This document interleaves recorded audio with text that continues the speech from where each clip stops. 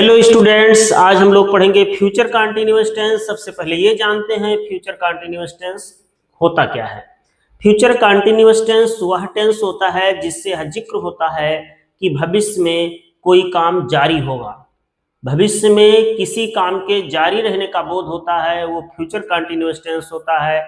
जैसे वह खा रहा होगा, वह पढ़ा रहा होगा, वह सो रहा होगा, बच्चे पढ़ रहे होंगे। ठीक है, तो इन वाक्यों से पता चलता है कि आने वाले समय में ये काम जारी रहेगा। आने वाले समय में यह काम जारी रहेगा, तो फ्यूचर कंटीन्यूअस टेंस होता है। तो हम पहचान सबसे पहले लिखते हैं, पहचान भविष्य में काम के जारी रहने का बोध होता है। काम के जारी रहने का बोध होता है। ठीक है, ये इसका पहचान हो गया।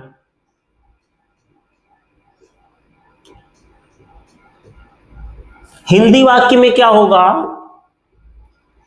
हिंदी वाक्यों में मुख्य क्रिया के साथ, हिंदी वाक्यों में मुख्य क्रिया के साथ रहा होगा, रही होगी तथा रहे होंगे,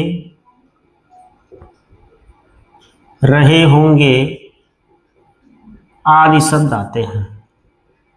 आदि शब्द आते हैं। ठीक है, ये आपका पहचान हो गया। जैसे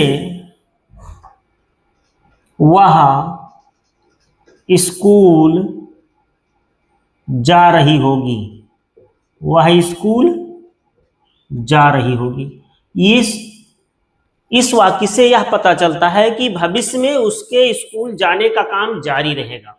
ठीक है, लता पढ़ रही होगी, लता पढ़ रही होगी। इससे कल्पना का भी बोध होता है। जैसे इस टाइम हम कल्पना कर सकते हैं कि लता पढ़ रही होगी। समझ रहे हैं?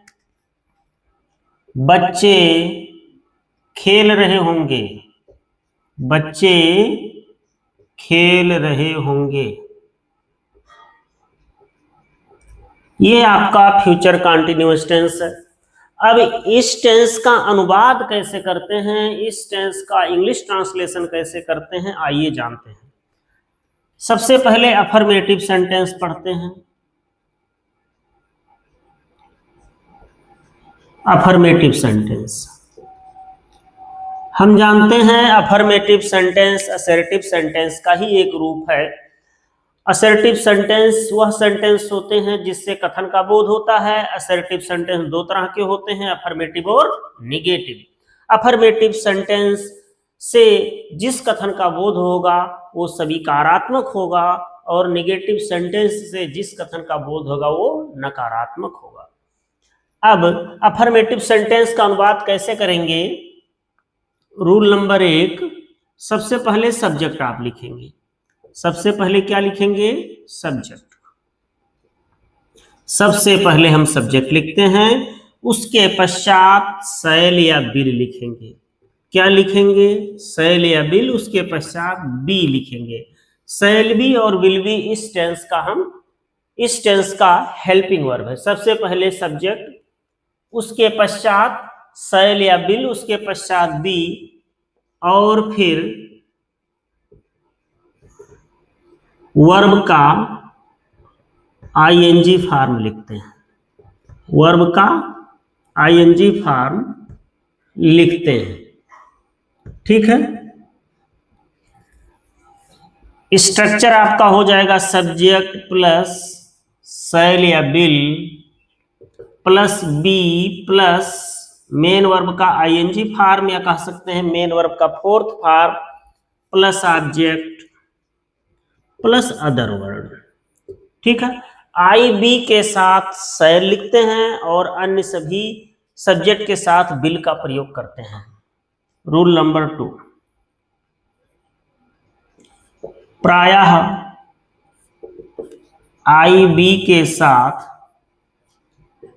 शैल एवं अन्य सब्जेक्ट्स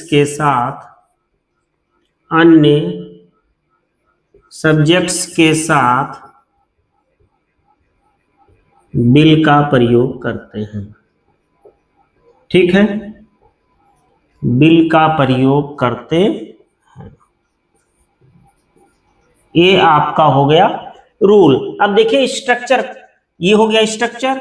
अब देखते हैं कि ट्रांसलेशन कैसे करते हैं। वह स्कूल जा रही होगी, जैसे लिखा हुआ है वह स्कूल जा रही होगी, इसका अनुवाद कैसे करेंगे? ये अफर्मेटिव सेंटेंस है। सबसे पहले लिखेंगे सब्जेक्ट, सब्जेक्ट वह है। कैसे पता चलेगा आपको कि सब्जेक्ट वह है? ये लिखा है क्रिया है, रही होगी, जा रही होगी। प्रश्न करिए कौन जा रहा होगा या कौन जा रही होगी, तो उत्तर मिलेगा वह। तो सब्जेक्ट वह है। अब वह यहाँ पे लड़की है कि लड़का है? अगर लड़की है तो वह की अंग्रेजी सी लिखते हैं। क्या लिखते हैं? सी। और सी के पश्चात हम बिल का प्रयोग करते हैं। सी के पश्चात किसका प्रयोग करते हैं? बिल का। उसके पश्चात बी, ये इसका हेल्पिंग वर्ब है, बिल बी। उसके पश्चात जा रही होगी, जाना की अंग्रेजी गो होता है। जब गो में आईएनजी जोड़ते हैं तो गोइंग हो जाता है। क्या हो जाता है? गोइंग। तो सी विल बी गोइंग। कहां जा रही होगी? School, to school. क्या लिखेंगे? To school. She will be going to school. Lata पढ़ रही होगी, दूसरा वाक्य है लता पढ़ रही होगी। लता पढ़ रही होगी, तो लिखेंगे लता विल बी रीडिंग। क्या लिखेंगे? Lata will be reading. बच्चे खेल रहे होंगे, बच्चे खेल रहे होंगे, तो लिखेंगे द चिल्ड्रेन। सब्जेक्ट क्या है? The children. अब चिल्ड्रेन के साथ शैल लिखा जाएगा कि बिल? बिल लिखा जाएगा। Will be reading, the children will be reading. और लिखते हैं वह क्रिकेट खेल रहा होगा, वह क्रिकेट खेल रहा होगा। वह की अंग्रेजी he will be playing, he will be playing cricket. ठीक है बच्चों, आपको अच्छा लगा तो कमेंट करिए, लाइक करिए, और ये वीडियो देखने के लिए बहुत बहुत धन्यवाद।